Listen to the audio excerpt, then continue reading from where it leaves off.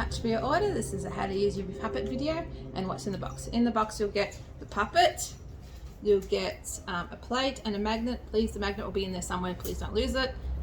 When you get the plate, there'll be a protective coating. You can see on this a bit of plastic, just pull it off and then bend it with your fingers in two places so that it's one there, about one here, so that it fits nice and snugly around your shoulders and that it fits nicely under the puppet.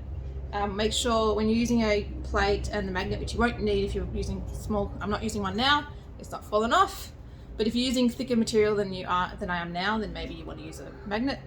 Magnet goes underneath the top. That's how you do that. Okay, now the puppet. Like everyone of these puppets like to do a bit of exercise before they leave for the day. So exercise is just holding the puppet. You can just have a look at the puppet. Yeah. So I'll give you a bit of a better look. To exercise, just hold the body and just move the head. You just make sure all the fur and stuff is out of the way of the falling cables. This guy's look at the wing. Look at the wing. Ah. Some of them do that, some of them don't. It just depends on how I've stuck on how the material works on them. Get the plate back in the right spot. Just there. Make sure the magnets align if you're using a magnet, but I'm currently not. But if you are, make sure you're using a magnet. So once it's on, it should be there quite comfortably. Yep. Grab its cable. To make it look up, push down. To make it turn, you should do it this side. You go like this. I'll do it quickly so you can see, and that will make it turn. And then the other way. But then I'll do it slowly so you can now watch it. So to make it turn, push up. This guy's got very thick fur, so his turning is quite slow while the fur adjusts. So you can see it still moves even though I've stopped moving it. And looking up will also take a bit of pressure away from the fur and allow it to move a bit better.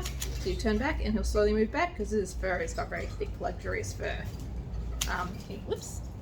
It takes a bit to make his head move side to side. Because of that beautiful fur he has. Some of the furs act differently. If they have different backings, and this is a very high quality fur, so it's got very thick backing, which means it doesn't move as well as some of the others, but it does move.